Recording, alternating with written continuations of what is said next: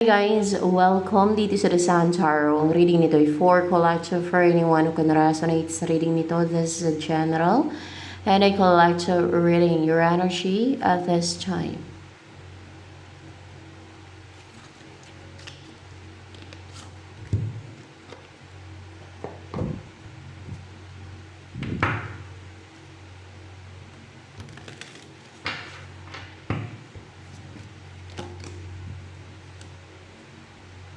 Seven of Cups, King of Wheels. Nalilito ka, naguguluhan ka, madami kang choices. Nalilito ka sa mga choices mo, sa option, or sa mga pinagpipilian mo, o sa iniisip mo. That's why you're unstable right now. Sana pa, energy mo yun. Unstable talaga. Ano pa, energy mo yan.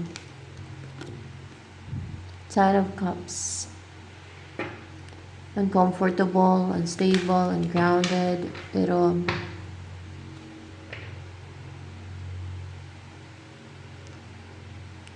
gusto mong magkapamilya kung wala ka pang sariling pamilya. Gusto mong magkaanak. This is what you want. Or else, ganyan na yung buhay mo. May anak, may asawa. Or else, wala pa, no? Na yan ang hinangad mo, yan ang wish mong buhay. Ano pang energy mo yon? Ay, may blessing. There is a new love, a blessing na darating kasi Ace of Cups. Ano tong Ace of Cups na to? Ay, the Star. May positive na yung mangyayari sa buhay mo, sa love life mo.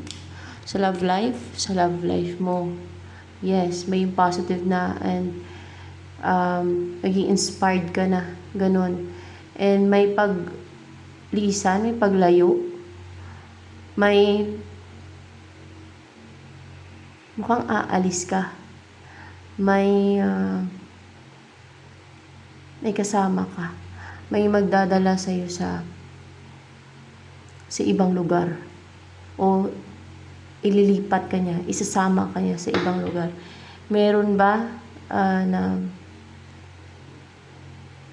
yung magkakaroon ng new beginning sa inyo, yan ang magsasama sa iyo sa ibang lugar o sa ibang hindi.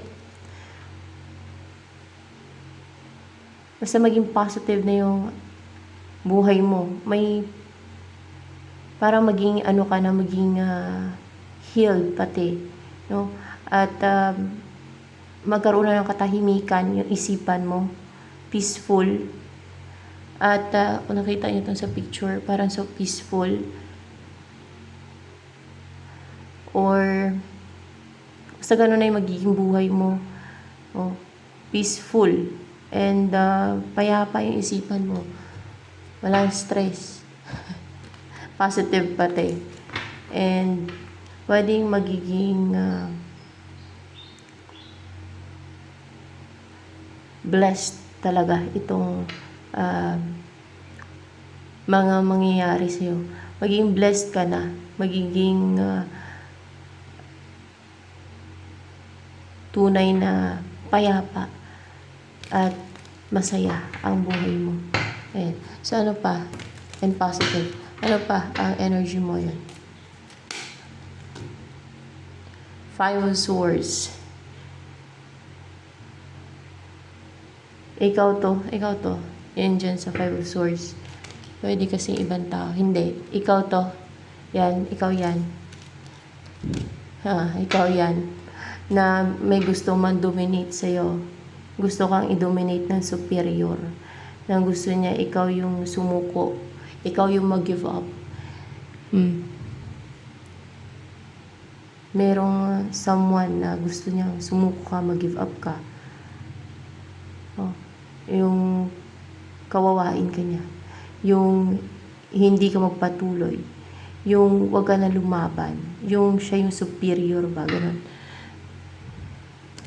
Hindi magpatalo. Hindi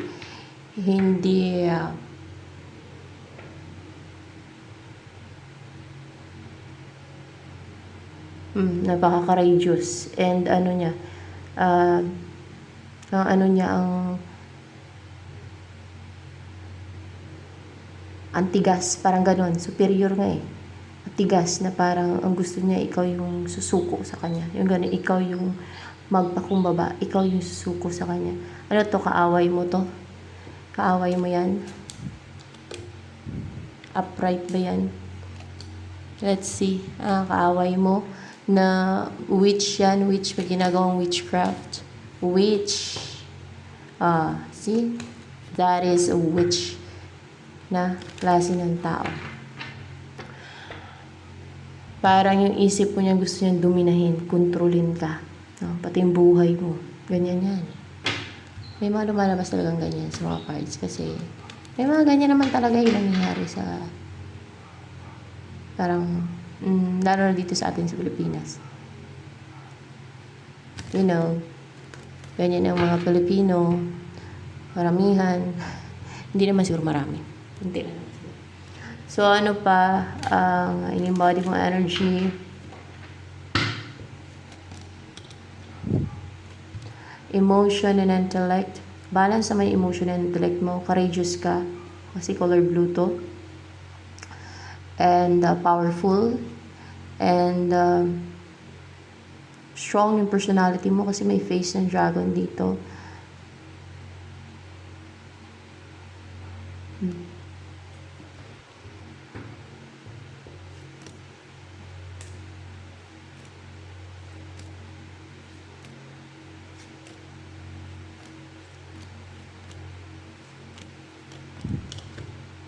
Perception, malakas yung perception mo.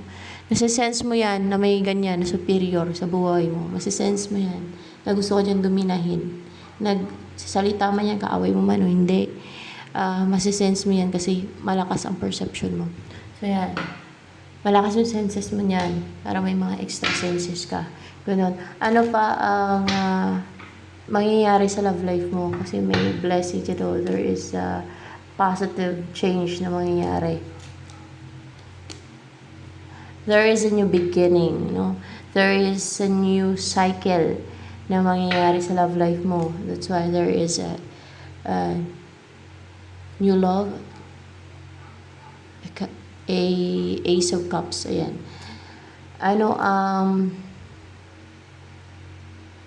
Energy ng person na yun na magkaroon ng new cycle sa inyong dalawa. Hindi na siya nag-overthink, hindi na siya na-stress, hindi na na-atake yung isipan niya, hindi na siya natuturete yung utak niya, ganyan. Kasi gagawa ng iba yan pagka may mga na-atake sa isip. May ginagawang scheme deceit kasi iba yun.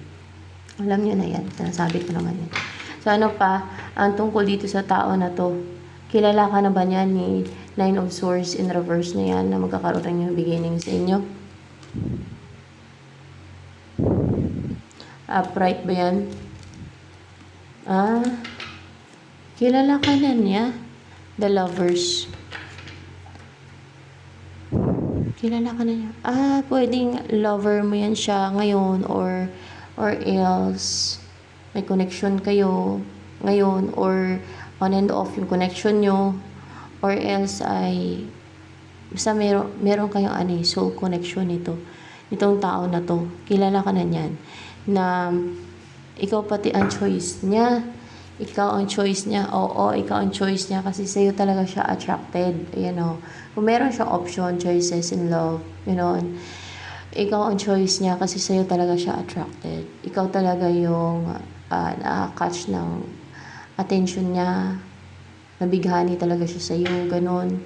Na-in love siya sa'yo, pwede din na-in love. As in, na-in love siya sa'yo. Oh yeah, in love talaga siya sa'yo and attracted talaga siya sa'yo.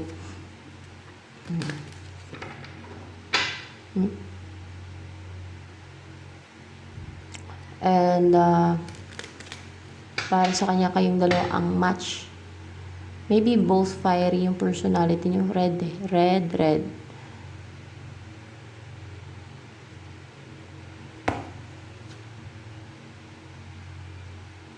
Para bang may gustong makipag-flirt dito sa person mo. Pero ikaw yung choice niya. Ikaw talaga yung gusto niya maging partner. May gusto maging partner siya. May snake pa nga dito. May ahas, guys. May ahas na gusto siyang angkinin, na gusto siyang agawin. Tama ba? Gusto siyang agawin. Gusto ng tao na yan, agawin siya sa'yo. Mapasa kanya yung person mo na yan. Pero ikaw talaga ang choice ng person mo. Pagka ganon, na ikaw talaga ang choice ng person mo, dapat hindi na ipipilitan itong isa na to yung sarili niya, di ba? Hindi na kung ano na pa yung pinagagawa na. May pagayuma pa, kung ano-ano, para lang.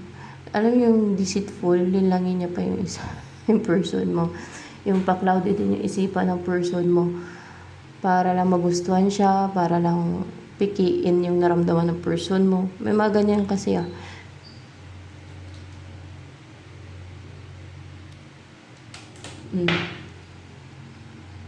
Dapat accept niya na lang na ikaw talaga ang gusto ng person mo. Ikaw talaga ang choice niya. Sa'yo talaga attracted yung person mo na kayong dalawa ang yung may divinely guided ang inyong connection. Na kayo talaga ang match made by heaven. Ganon. Kayo talaga ang meant para sa isa't isa. Ganyan.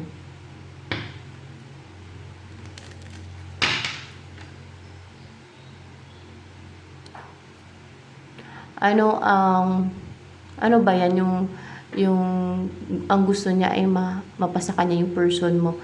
Nakarelasyon ba ng person mo yan? Na yan? Hindi.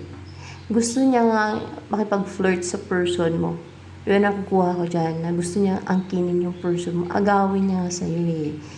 O, may mga ganyan naghahaman. Ano yan? Ginagayuman niya yung person mo? Hindi naman. Basta gusto niya agawin. May ginagawa yan siguro, deceit pati, kung di man gayuma. Basta may ginagawa yan siya. Gusto niya agawin eh. Hindi yan makatwira ng mga ganyan.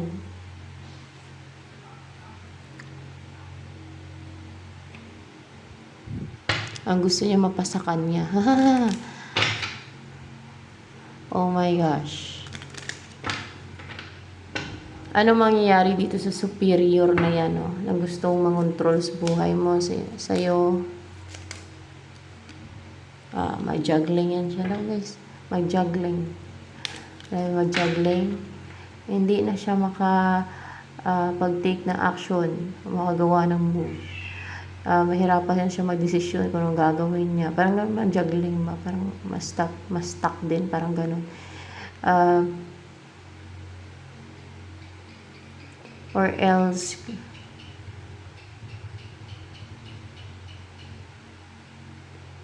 kukunti yung pera niya. Mag-juggling ba yan? Madami kasi meaning yan. Mag-juggling lang ba? Mag-juggling. Mag-juggling yan siya. Hindi na yan makapaglagay ng depensa. Hindi na yan makapaglagay ng depensa. Dahil syempre, naglalagay din niya ng depensa yung mga witches na yun. Hindi niya alam. May depensa din yan sila. Naglalagay din yan sila. So, ano pa? Ang message. Angels ba nagagay dito ngayon? Yeah. Anong message ng angels for you? Swertihin ka na daw sa buhay. Magbabago yung buhay mo. From this into this. Ganyan ba yan? Maging ganyan na yung buhay mo. Oo. Swertihin ka sa buhay. From rag to riches. From this to this. You deserve that, no? Siguro mahirap yung situation mo o nagdurusa ko, na nahirapan ka sa buhay, or else ay emotionally man or financially, either dyan or both. From rag to riches ngayon. Parang ganun yung situation mo ngayon, no? Rag, and then you will be rich. You will be lucky in life. Maging maswerte ka, maging mayaman ka na, maging alam mo yung napakaswerte mo sa buhay, maging napakalaki, maging napaka-fortunate mo. Ganon. And maging powerful yung personality. Maging stable, secure, yung number 4. Maging strong ka, na yung ano ka, yung strong strong and ma-reach mo yung pinnacle of success. No? Lalo na kung samahan mo ng hard work yan o masipag ka at lalo kung may darating pati opportunity sa'yo na malaking opportunity ay wag mo nang palampasin yung opportunity na yan. Ayaw ng superior na to na magbago yung buhay mo. Kasi ang gusto niyan, meron siyang, alam niyo yung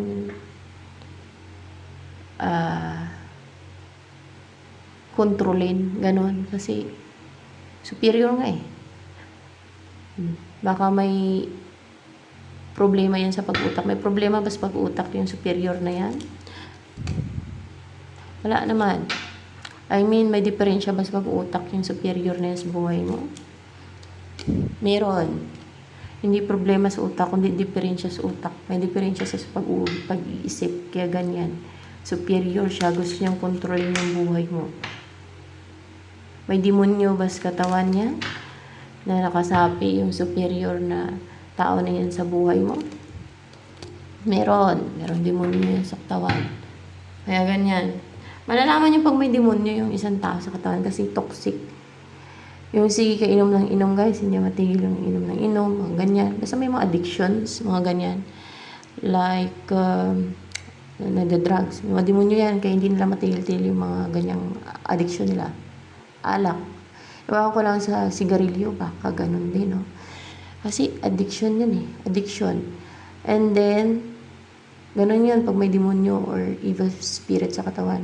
Yung mga toxic habits, yung mga ginagawa nilang like addictions. Na-addict na, kunwari sa sugal. Ewan ko lang sa sigarilyo, baka din. Alak. Diba? Kasi that is a sign of toxic yung mga ganyan tao. May mademonyo yan kaya hindi nila matanggal-tanggal yan sa sarili nila. Yung mga addictions nila. O yung drugs, yung pagda-drugs nila, mga ganon. Yun ang mga sign na may mademonyo yan kaya hindi nila matigil-tigil yan. At yung tuwang-tuwa sa pang-harm sa kapwa nila kahit nainggit lang, may mademonyo yan for sure. O meron na talaga iba na kontrabida talaga, no? Na-enjoy nila yung ganong pang-harm. So, ayan. Maganda itong mangyayari sa buhay mo. Para bang from rag to riches. You know? Wheel of fortune. Ano pa ang gusto sabihin sa'yo ng angels? The chariot in reverse. Ano yung the chariot in reverse na yan? Hindi na daw makapag-take na action, hindi na mapanugod, hindi na mapang-atake, hindi na maging courageous.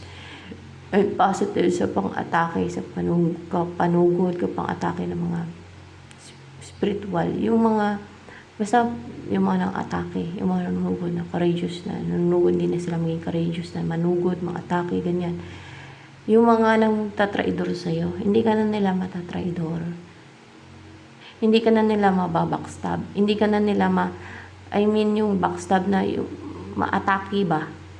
Ma-atake ng patalikod, ganon. Why? The angels will ano ba yun, bulod?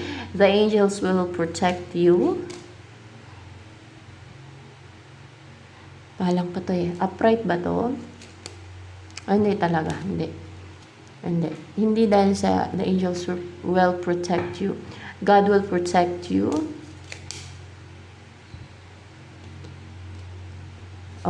God will defend you. God will protect you. See?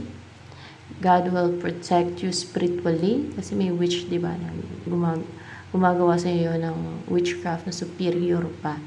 At may diferensya daw yun sa pag-iisip.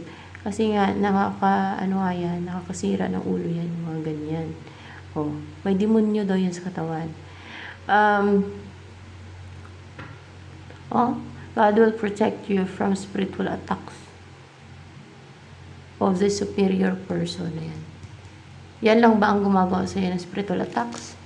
Hindi. Meron pang iba. Oh my gosh, meron pang iba. Hindi lang yan. Kasi, uso ngayon inggit, guys.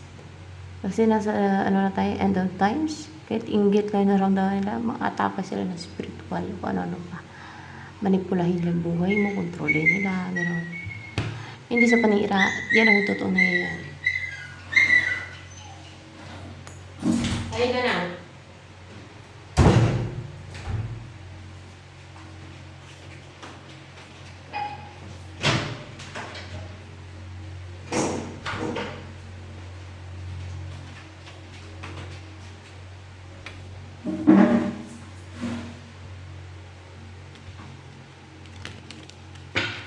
Ano pa? Don't dare na lang na baguhin yung tao na yan. Kasi merong iba na naging empathetic pa sa mga ganyan. Kasi pagka naawa ka pa dyan, na mag-care ka pa dyan sa mga ganyan na inaatake ka, parang mas lalo mong binubuksan yung pintuan mo. Parang gano'n yun, sarili mo, para atakihin ka nila. Ganon.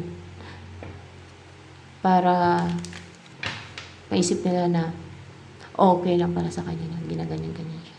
Ganon. Na kontrolin siya. Ganon. Kasi lalo at may depekto, may diferensya sa isip yan. No? Walang sense of right and wrong yan. Bakit ba nagkaroon ng diferensya sa pag-iisip yan? Yung superior na yan.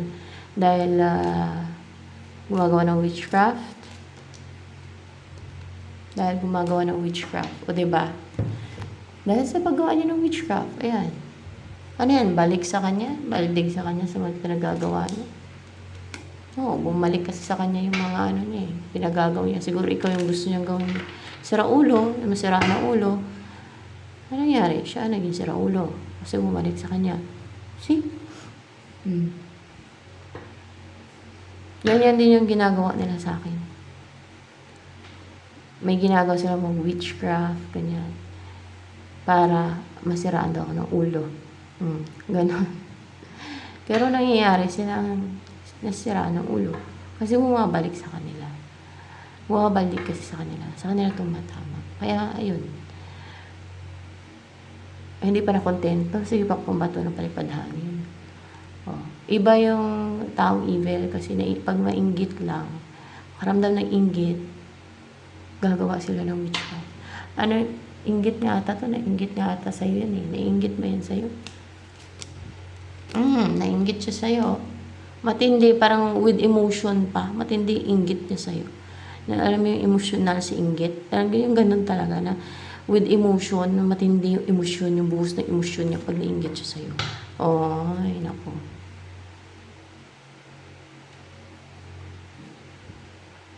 Actually, yung mga ganyan tao, walang karapatan niya mangialam sa buhay mo. Gusto lang mang-intrude sa buhay mo yan, sa buhay ng iba. Akala nila may karapatan sila. Wala silang karapatan, no? Na mang-intrude sa buhay mo. So ano pa? No, wala silang karapatan na mang-control sa'yo. Abutin yan, impyerno. Tama ba? Impyerno ba yung superior na yan?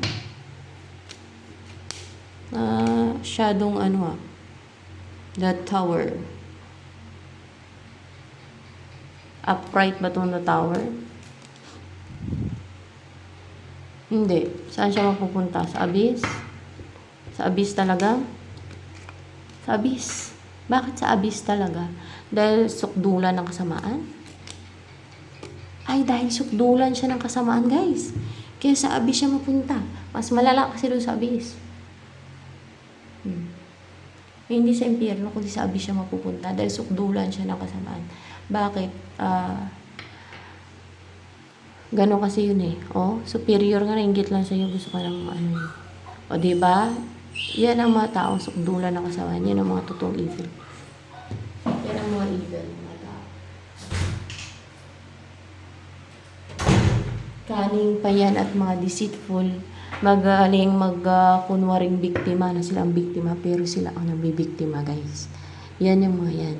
Patraidor yan sila gumawa ng mga scheme nila. Deceit kayo nga scheme and deceit, diba? At mga ano nila. Patraidor yan sila.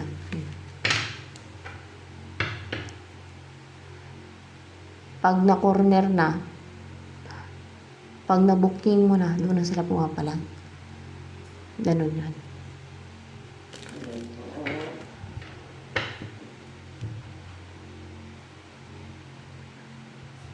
Ano naman ang ma-destroy? This is destruction.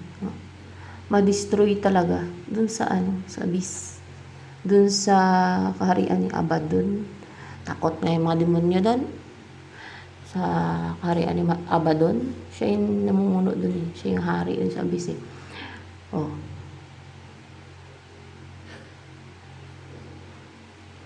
Takot sila mapunta doon, yung mga demonyo. Ayaw nilang ilagay sila doon.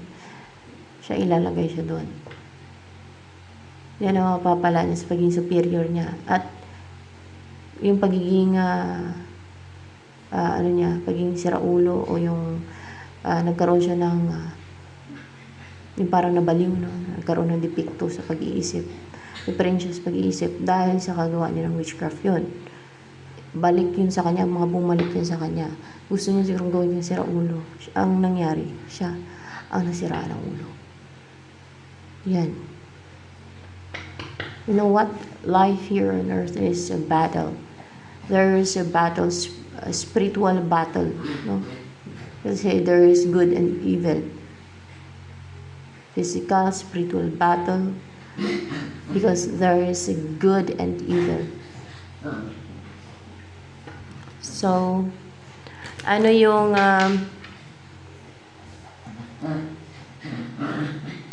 sana ba yun sa person mo na to? Attracted daw to sa'yo yung person mo na yan eh. Kukunin ko ito, baka lalabas yun. Kaya ba? Ito iba. Wala na din naman yan. Lumabas na din naman yan. Yan ang kanyang energy.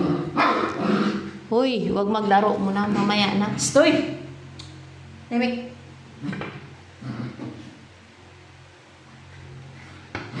Anong iniisip sa'yo ngayon ng person na to na ayan, na 9 of Swords na to in reverse na nag-iisip sa'yo, attracted sa'yo? Ang kausapin ka nito kasi Hermit in reverse.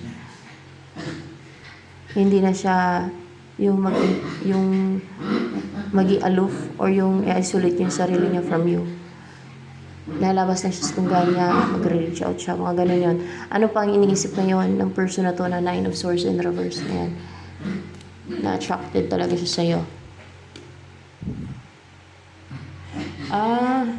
Yung ibaba niya na yung guard niya. At ano pa? Guys. Ibaba niya na yung defense niya. Baka naging defensive yun kasi. Kaya ibababa niya yung guard niya. Yung defense niya, hindi na siya maging defensive. Hindi na siya maging guarded, ganyan. So, ganyan dapat para mag-succeed yung connection, di ba? Huwag mo padala sa fear, sa takot, huwag mo masyadong mag-overthink, mag-alala. Dapat ay aksyonan na, hindi na puro lang pag-alala. Paano kaya kung ganito, ganyan ang mangyari? At talagang makakaisip ka ng mga negative, lalo na kung may nagsisend ng palipad hangin, orasyon, o may mga demonyo na sumusulsol, di ba? Hindi ka talaga makapag-take ng action yan. Wala talaga mangyayari pagka gano'n. No, lalo na kung may mga sinesend ang mga enemies na mga pwedeng manipula para maging negative, maging pessimistic yung mind mo. Mas maganda yung less yung pag-iisip mo. Yung wag mag-overthink kumbaga. Instead, mag-take ng action. Ganun ang dapat na gawin, no? Yan, pagdating sa mga ganyan. Kasi, the more nag-iisip ka, the more na papasukan ng negative yung isipan mo. Hanggang sa makaramdam ka na ng fear. Hindi mo na maitutuloy yung balak mo ngayon. So, ganun yan naman nangyayari sa inyong person kung hindi ka nakapag-take ng action. Wait lang. Okay. Labas. Labas. Okay.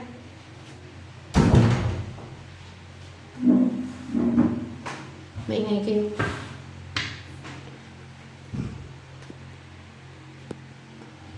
Ano pa? Um, Ano ba yun? Oh my gosh. Oh, yan. Ano pa ang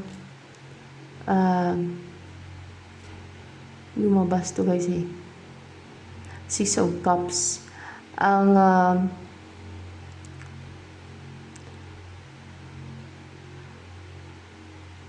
alagaan ka niya, ingatan ka niya, palagahan, mahalin ng tunay,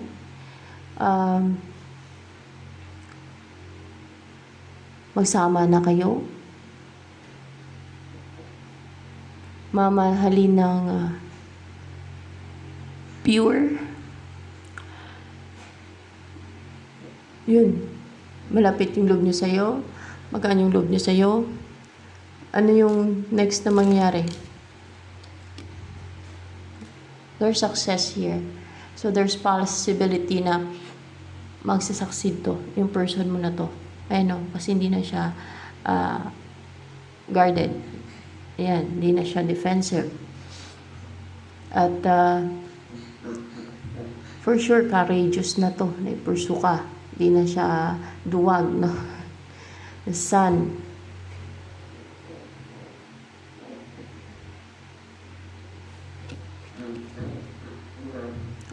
Magkakaroon ng ng kasama pa ba to? Kasi. Oo, kasama pa daw to. Ito yung next na mangyayari. Magkakaroon ng alignment, balance, mahil, yung situation nyo, mahil ka, or ito yung mangyari sa inyo, temperance na you will live peacefully kasi parang napaka-peaceful ng place. Ayan na magkasama kayong dalawa, na ma-align kayong dalawa na pati with the temperance. Or there's peace sa inyong connection na at maging positive na. Sino to magte-take na action with the sun here? Parang pasugod person mo? Hindi. Ikaw to, na the sun yung energy mo. Ikaw yan. Ikaw yan, maging masiyahin ka na, maging active, maging bold and daring, successful. Mamuhay ka ng wini-wish mong buhay, ganyan. Yung wish mong buhay, yan ang maging buhay mo. Yung wini-wish mong buhay ba yung gusto mong buhay o gusto mong buhay. O maybe yung gusto mong person ay makakasama mo na, ganon.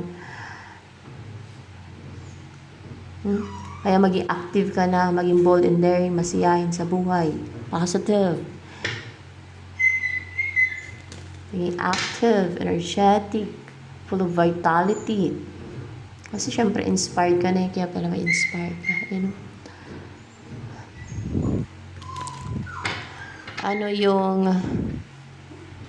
balak ni Nine of Swords in reverse na yan sa'yo?